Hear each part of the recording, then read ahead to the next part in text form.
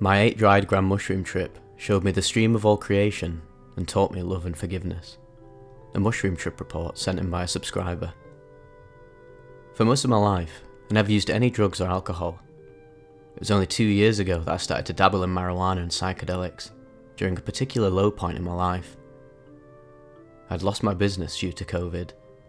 I lost the job I'd gotten right before I started getting treatment for adult ADHD.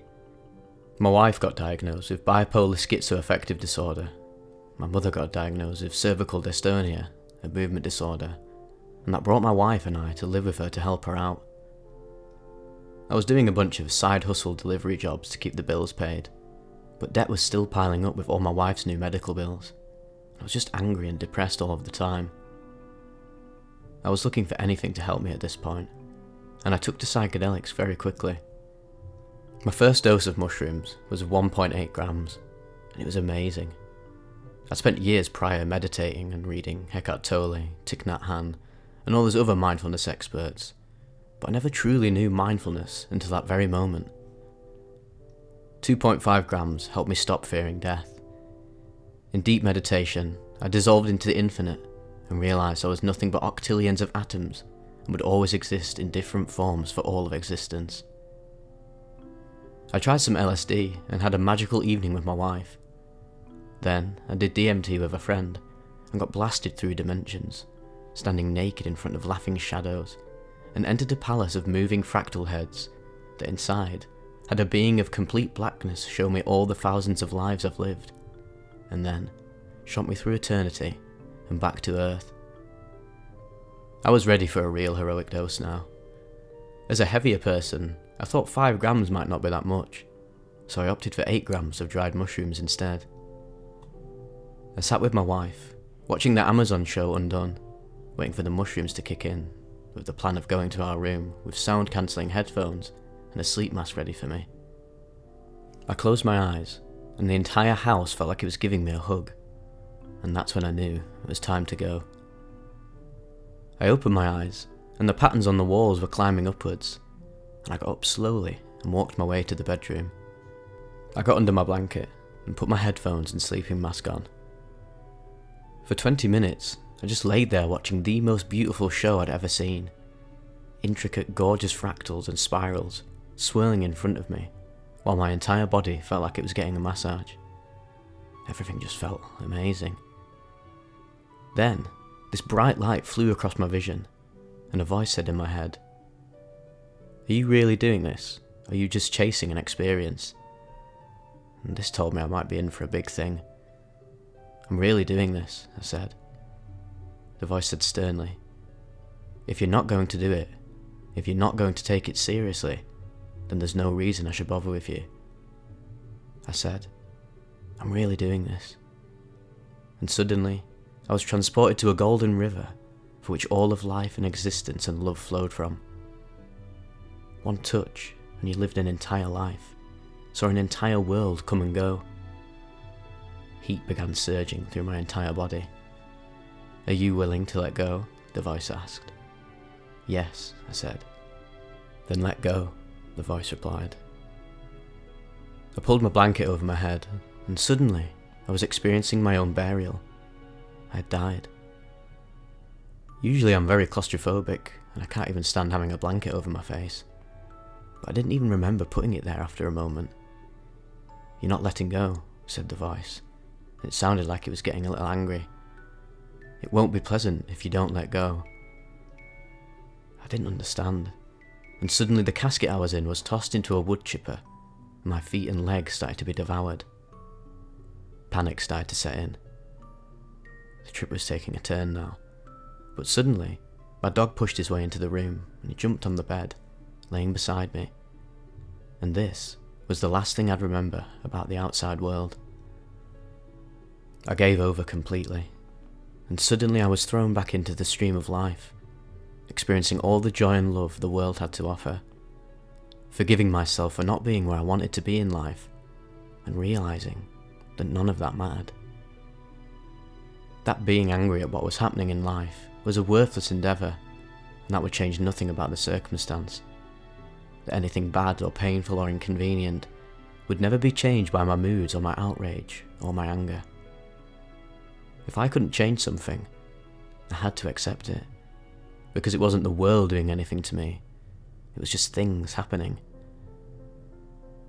With this realization, the being of light pulled me from the lake, and he asked, "Do you want to know how to live in this lake forever?" I was excited. I'd never experienced such peace and joy and happiness in my entire life. Whatever it was, I would do it. You must apologise for the wrong you did without wanting an apology for the wrongs committed against you. You must realise that you don't matter, that no person is being mean to you, that their problems are their problems, and even if they take it out on you, it's none of your concern, and no reason for you to act poorly. This was in relation to my mother-in-law, who I'd banned from our life after a big fight, in which cruel words were exchanged about how I care for and help my wife deal with her mental health. "Now apologise," the voice said. I went through a dozen different apologies. Each time, the voice kept getting angry, telling me that I was doing it wrong. I just kept trying to explain myself, find agreement, just forget about it, and the visuals started getting darker, creepier, more violent. Until I realised that I needed to be just fully responsible, and I realised how to truly apologise. The colours began to turn vibrant, and we returned once again to this golden stream of life. And then I was pushed back into my own life and my body, and I pulled the blanket from my head and just felt amazing.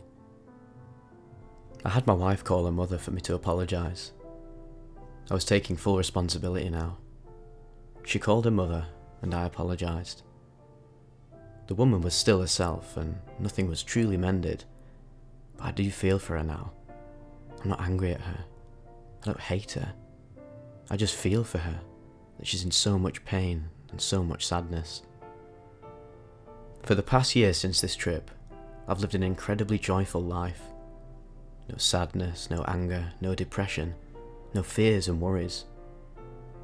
Every day is joyful, even the painful ones. Well, that was a lovely short but sweet report right there. I love the element of forgiveness in this one. That's something else you can also touch upon with psychedelics. They can help you forgive people extremely deeply, especially even just with meditation as well, but psychedelics, it's enhanced even more so because, you sort of realise that you can actually put yourself in another's shoes once you sort of shed your ego, because obviously the ego is sort of like the barrier between the self and other, and when that illusion sort of dissipates, you can see just how much people actually go through in their own lives, and the conflicts that's come between this guy and his mother-in-law.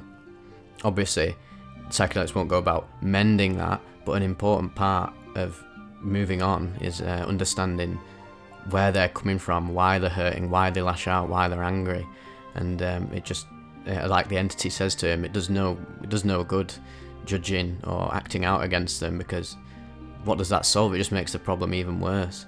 If you understand where they're coming from, you can take steps towards eventually mending your relationship with them. Obviously, it's on the other person to sort of fix themselves, but an important part of their journey to becoming a better person is to have that understanding element from people who are in their lives, even if they don't realise it at the time.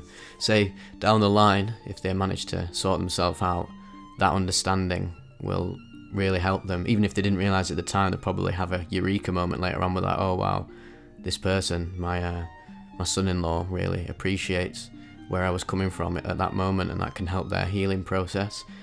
I love these reports because when it has like the entity sort of guiding them through this spiritual experience, they're definitely my favourites. Anything to do with entities is just absolutely fascinating. Obviously, I do like to focus mainly on the God consciousness, non-dual, pure awakening reports, but doesn't mean there isn't a great deal of profundity that can be gained from, say, encounters with entities like with this one. And also there was a really interesting part of this where he actually had the experience of being buried. Oftentimes with mushrooms, they sort of seem to have like, there's no wonder they're called magic, because they definitely do have a more magical side to them than other psychedelics I've found, where there's often sort of like a narrative, a feeling to it, almost like you're inside a film. and there'll be little points within your trip that sort of link in with earlier aspects of it. So yeah, he had to go through that experience of being buried and sort of facing his death, to then overcome it and let go. And obviously, when he kept saying, "Oh yeah, I'm gonna let go, I'll forgive her," it started getting darker and darker and darker, because even though you're saying, "Yeah, I will forgive them," your essence, your real, what you really are, your spirit isn't actually letting go, or your ego isn't even letting go, should I say. Because obviously the ego will be like, "Oh yeah, I'll just say I'll apologise, let's get this over and done with." And the darkness can actually, the suffering, the creepy aspect of it can actually like scare the ego to death, which allows you to break through and embrace the forgiveness. So yeah, that was a great example of a just straight up really beautiful positive report. Obviously there's always going to, this is a thing people keep saying in the comments. Obviously the majority of people absolutely love the reports, and which is great. Big ups to you guys. But sometimes people just get really annoyed. It's like, why isn't it just completely positive? Why do we always have to go through some suffering or some horrific scenario during the trip? Why can't it all just be good? And it's, well, when you're having these transcendent experiences, and especially with mushrooms which have a sort of like deliciously like twisted nature to them in the way it warps consciousness, there are going to be elements of like drama in your report. I mean, the drama of life is actually beautiful, the contrast between the dark and the light, and that's going to come up in your report for your own personal, your trip. And it's going to reflect your own personal life, your personal inner battles, and your demons are going to have to spill out, and there might be a scary part of it, like genuinely nightmarish part, but if you let go, you will just break through, and you'll realise the beauty, and how the beauty just, obviously you can just have a psychedelic experience where it's just all good, all great, from start to finish. But sometimes the deepest, most transformative experiences come when you actually experience the sort of the dark aspects of consciousness, and then you face them head on, break through, and then you experience the light, and that amplifies the beauty of the light, the beauty of the breakthrough, and makes the awakening even deeper. Because at the end of the day, you have to face your fears and overcome them. That's sort of what consciousness is doing on an infinite scale. It's facing itself, overcoming itself, and realising itself as love. And you can do that in your own sort of mundane human existence, because obviously you don't even need to take 8 grams or 5 grams of mushrooms. You can just do this on any dose of psychedelic if you contemplate hard enough and you get deep enough, and you can face yourself in multiple ways. It doesn't just have to be on the grand macro scale of realising the infinite source of existence. It can just be on a sort of lower level. But this guy got a nice mix of sort of, seeing the beauty and nature of source, of where love comes from, of where life emanates from, and there's connection to it, and also a cool experience of an entity, which is just a profound thing to experience it, seeing something, whether it's real or not, that's the thing, whether it's a projection of the mind or an actual being that inhabits another dimension, it completely doesn't matter. It's still extremely profound. Obviously it matters in sort of a logical sense. It's cool to investigate these entity encounters and find out, is it real, is it a projection of the mind? I personally think that it is a projection of the mind, but that everything is a projection of the mind anyway, so even an actual being from another dimension visiting you is a projection of the mind anyway, because all life is just infinite mind. Hopefully I haven't lost you with all this rambling, but regardless of the truth of the entity's existence, it's still profound to actually experience that as a human being, compared to like the normal aspects of human existence. It's just so beyond what we've always known from growing up, what you've been taught, instilled within your culture. They never tell you anything like this, and opening yourself to new experiences like that is extremely beneficial for you as a human being and as a nodal point of consciousness. So yeah, hope you enjoyed this one. Thank you very much to the person for sending it in. Big ups to my man, supports me on Patreon, so get up my lad, appreciate the support. So yeah, I hope you were happy with how I put it across, and all the best in your journey.